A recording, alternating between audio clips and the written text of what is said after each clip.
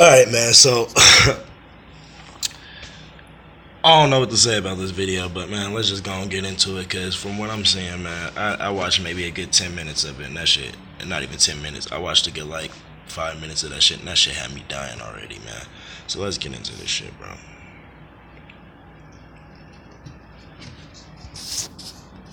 Hey, before we start this video, make sure you turn on post notifications if you really gang.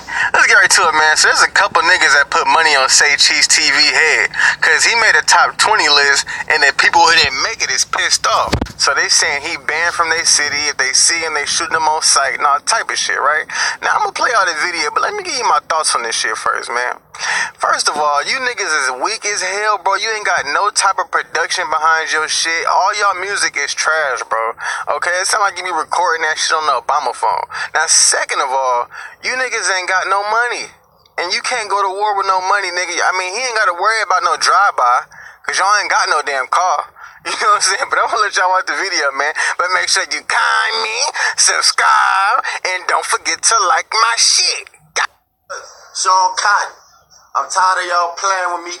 I'm New Orleans' hottest artist with the exception of wildlife, and y'all need to put me on that motherfucking Saycheesetv, dog. You ain't allowed in my city. You ain't welcome to the East. Fuck Sean Cotton. Turn on 504. We got the hottest artist. And what did you shoot? In the motherfucking city. We got the hottest artist in the motherfucking city. No. We got the hottest artist in the city. And nobody ain't fucking. Yeah, man, I just woke up to some fucking niggas talking about it's a ban on Sean Cotton. Nigga, ain't no bans on Sean Cotton. Nigga, we Houston, nigga, Northside. And we ain't got no peace shooters, little boy. Right. Ain't no ban on Sean Cotton. Sean Cotton with come to Houston whenever he want. CFM gang lifted up that band, boy. YFM shit. Y'all know what we doing, hardest street shit. Y'all know how we rocking, baby. Come on now. Sean Cotton come to Houston anytime he want. If you ain't got enough money to get on his blog site, then you will. Broke ass boy, come on, man. Fuck it, you talented nigga, have some money. Yeah, man. This was Sean Cotton, though. You come to Houston whenever you want. Call me. CFM gang got you. We gonna put up on you. Yeah. I once met this beautiful Hawaiian female named Kalika. I used to call her Kalika the Freaka. The chemistry was amazing. We had sex so much you think a nigga was going back to jail. Actually, then again, I think a nigga might have been going back to jail. But until Kalika, I had never experienced crotch calluses. I remembered we just finished a raw dog session and nigga was calibrating some Z's when she turned to me and said, "Nigga, you cut like a G. How many girls you been with?" Feeling cocky, I rattled off a number like 17, 23 if you count prison and juvie. So I asked her the same question. She fed me a piece of pineapple and said, "You would be number 123. Nigga, my dick went into a coma, and my nuts got real cold, felt like I was riding a polar bear.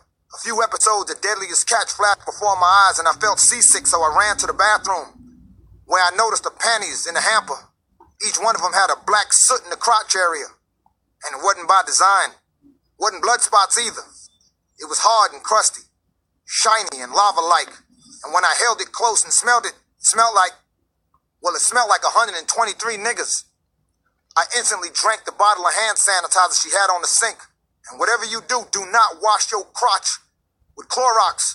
Needless to say, that relationship ended abruptly. Then I met Candace, black chick from Colorado. Man, that combination confused the shit out of me. Man, I'm a black nigga from Colorado, look. Confused the shit out of her. We out here, nigga, we out here. Used to put mayonnaise on her pig's feet. We out here. She said she'd envied the fact that I had a dream and she didn't. I tried to explain she didn't need a dream. She had a shaved vagina. Unable to settle our racial differences, we decided to call it off. After that, I dated a girl named Kamala. Kamala was mixed, half Jamaican, half Mexican. And when she perspired, it smelled like jerk tequila. She had a chronic yeast infection and was allergic to latex condoms. Made sex difficult because I was still scabbed up from the bleach bath. And we fucked around for about 7 months, but it all ended when I got arrested for making terrorist threats. So I ended up back in the motherfucking county. And in county ain't shit but time, hard dicks, and big assholes. So I decided I'd use my time to figure out why I kept ending up in these bullshit relationships. I had once heard if you experience the same problem over and over, the common denominator is you.